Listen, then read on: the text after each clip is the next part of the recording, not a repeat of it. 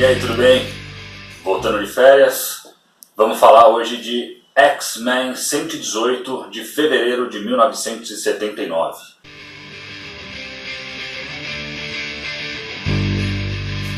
Melhor edição nacional com essa história, Magneto triunfa da Panini.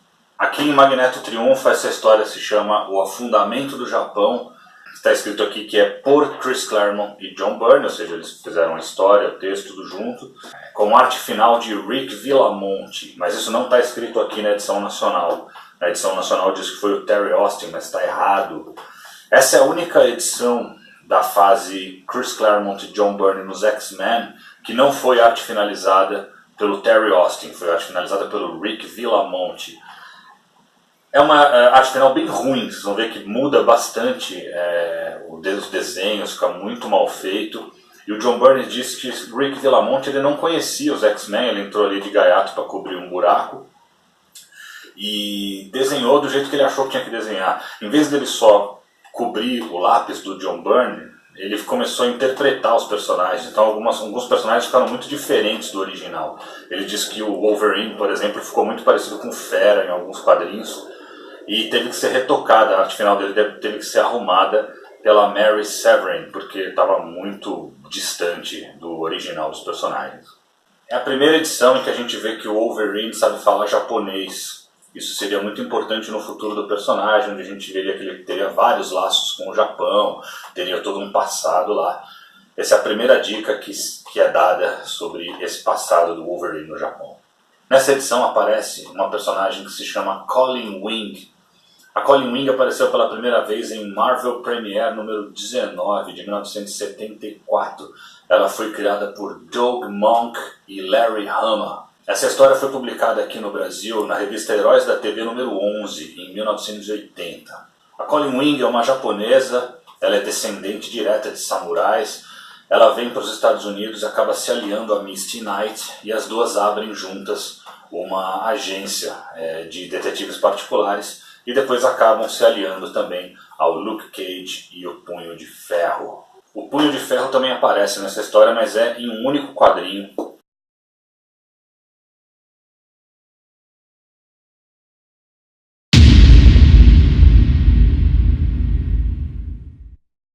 O Punho de Ferro apareceu pela primeira vez na revista Marvel Premiere número 15 de 1974. Ele foi criado por Roy Thomas e Jill Kane. Essa história já saiu duas vezes encadernado capa dura aqui no Brasil. Eu recomendo isso aqui, que é os clássicos de capa preta da Salvat número 18, Marvel Origins, a década de 70. Aqui tem muita história legal, muita coisa que nunca tinha nem saído no Brasil. Super recomendado, da Salvat. O Punho de Ferro é o Danny Rand. Ele é herdeiro de uma grande empresa chamada Rand Mitchum. E quando ele viaja com os pais para o Nepal, acontece um acidente. O sócio do pai também está lá e acaba matando o pai dele por ciúme, para querer dar um golpe, para querer ficar com a mãe do Danny Rand. Ele deixa o Danny Rand ali para morrer, os pais do Danny Rand acabam morrendo. E o Danny Rand acaba achando a cidade perdida de Kunlun, no meio ali da neve. Ele é meio que adotado ali por monges e passa a ser treinado e se torna a arma viva, o Punho de Ferro. É a primeira aparição da Mariko Yashida. Mariko Yashida ia ser um dos grandes amores aí do Wolverine e também teria muito, estaria muito linkada aí essa vida do Wolverine no Japão, uma grande história que teria dele no futuro por Chris Claremont e Frank Miller. Então um personagem muito importante aí do Wolverine que aparece pela primeira vez nessa edição. E outra coisa muito legal que acontece nessa edição é que o Wolverine vai falar para Mariko o nome dele. Até agora a gente já sabia o nome, porque um Leprechaun tinha falado lá atrás na história, mas nenhum dos X-Men sabia, ninguém sabia que o nome dele era Logan. Você vai falar, o nome dele não é Logan, é James Howlett. Para mim nunca vai ser James Howlett, esse nome é ridículo, isso é de uma origem que inventaram para ele nos anos 2000, que para mim... A gente tem que estabelecer uns certos limites. Tem uma hora que você fala, para mim a história foi até aqui, daqui para frente não me interessa mais.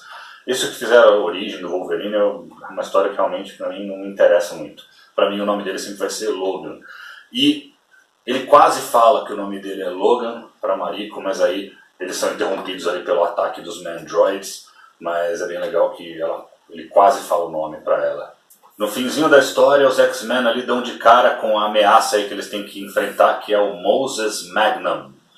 Moses Magnum apareceu pela primeira vez na revista Giant Size Spider-Man número 4 de 1975. Ele foi criado por Jerry Conway e Ross Andru. Essa história nunca saiu aqui no Brasil. O Moses Magnum é um terrorista. Ele nasceu na Etiópia, depois foi naturalizado americano, e ele tem um poder sísmico que ele chama de Força Magnum, que é o que ele usa ali para criar grandes terremotos e fazer suas ameaças aí pelo mundo.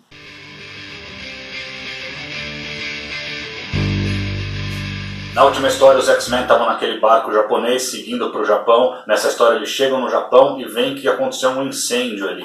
Os X-Men descem, vão ver o que aconteceu. Como eles não têm roupa, não têm nada, eles estão meio ali sem dinheiro, sem nada, eles tentam encontrar o Solaris, que já foi um X-Men por um curto período de tempo, para ver se ele ajuda eles a voltarem para os Estados Unidos. O Solaris aparece com aquela atitude dele meio agressiva, tal, falando: quem são vocês? Vocês estão invadindo aqui e tal. E é nesse momento em que os X-Men veem que está acontecendo uma ameaça ali. O Ciclope não consegue entender direito porque ele não fala japonês, mas está acontecendo uma ameaça, eles não sabem exatamente o que é. De repente aparece um exército de Mandroids, que são aqueles caras com armaduras fortificadas ali, que já são criados para enfrentar super seres. Eles atacam os X-Men conseguem derrotá-los, mas logo em seguida eles são ali surpreendidos por Moses Magnum, que faz uma ameaça. Ele quer uma grande soma ali de dinheiro, ou ele vai afundar o Japão com o poder sísmico dele. E é nesse clímax aí que termina.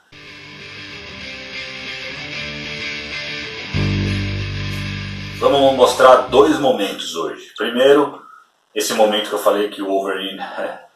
O pessoal percebe que o Wolverine consegue falar japonês, que é bem interessante ali para o personagem. Vamos dar uma olhada rapidinho nele. Scott, você está bem?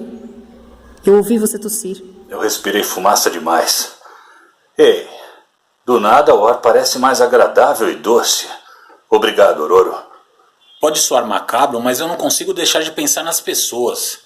Essa é uma cidade grande, mas parece deserta agora. O jornal diz que a maior parte delas foi evacuada. O quê? Por quê? Aviso de terremoto. Um terremoto sem nenhum tremor, nem antes nem depois, não faz sentido. Olha, Xará, eu só sei o que eu tô lendo no jornal. Você lê japonês? Eu não sabia. Tu nunca perguntou? Erro meu. Vou corrigir isso. Eu não consigo deixar de pensar que isso tudo não foi um desastre natural, o que faz com que tenhamos que encontrar Shiro e contatar o professor imediatamente. Ficamos muito tempo sem entrar em contato. E agora vamos ver um outro momento, que é a hora em que os X-Men dão de cara ali com os Solaris, que é um momento bem importante também da história.